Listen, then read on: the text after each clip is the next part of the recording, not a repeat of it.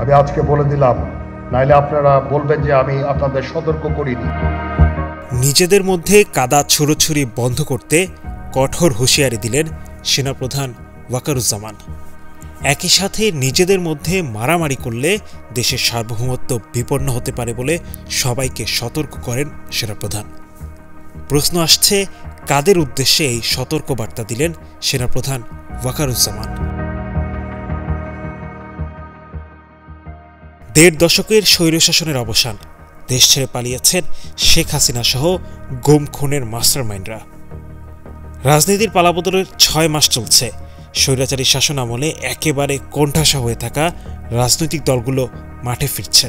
চলছে তর্ক বিতর্ক, আলোচনা, সমালোচনা, এক কথায় উত্তপ্ত রাজনীতির মাঠ। তবে কিছু কিছু ক্ষেত্রে তর্ক বিতর্ক রূপ নিচ্ছে সহিংসতায়। খুন, ছিনতাই থেকে শুরু করে চাঁদাবাজি, দখল, এমনকি কিশোর গ্যাংয়ের দৌরাত্ম্য, বাদ যাচ্ছে না কিছুই। এমন পরিস্থিতিতে এবার সতর্কবার্তা দিয়েছেন সেনাপ্রধান জেনারেল ওয়াকারুজ্জামান।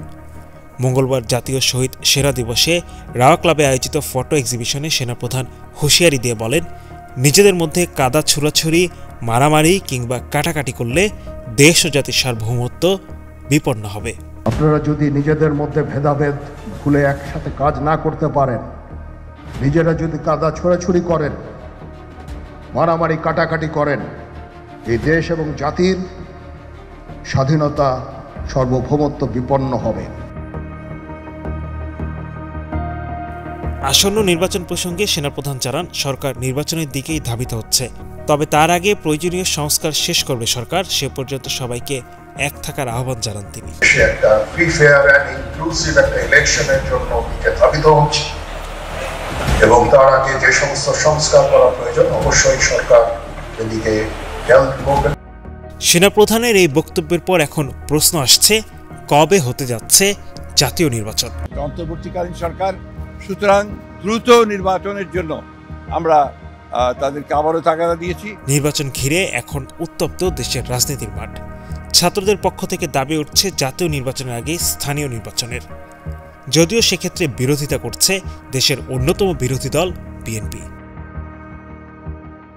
অন্যদিকে নতুন রাজনৈতিক দলের শীর্ষ পদে দায়িত্ব নিতে উপদেষ্টা পরিষদ থেকে পদত্যাগ করেছেন ডাক ও টেলিযোগাযোগ উপদেষ্টা নাহিদ ইসলাম। আগামী ২৮ ফেব্রুয়ারি আসতে পারে ছাত্রদের নতুন দলের ঘোষণা। বিএনপির সঙ্গে দূরত্ব তৈরি হওয়ার পর আগামী জাতীয় নির্বাচনে ইসলামপন্থী দলগুলো নিয়ে মৈত্রী গড়ার চেষ্টা করছে বাংলাদেশ জামায়াত ইসলামী। অন্যদিকে আগামী ডিসেম্বরে জাতীয় সংসদ নির্বাচন দিতে চায় অন্তর্বর্তীকালীন সরকার। দেশের প্রধান রাজনৈতিক দল বিএনপি ও সমমনা দলগুলো দ্রুত সংসদ নির্বাচন দিতে সরকারকে চাপে রেখেছে। সেক্ষেত্রে কাদের হাতে থাকছে দেশের প্রতিনিধিত্ব? বিএনপি, জামাত নাকি ছাত্ররা থাকবেন দেশের নেতৃত্বে? ভোটের মাঠে কাদের প্রতিনিধিত্ব দেখবে দেশ, তা জানতে এখন সময়ের অপেক্ষা। Hello Bangla news desk.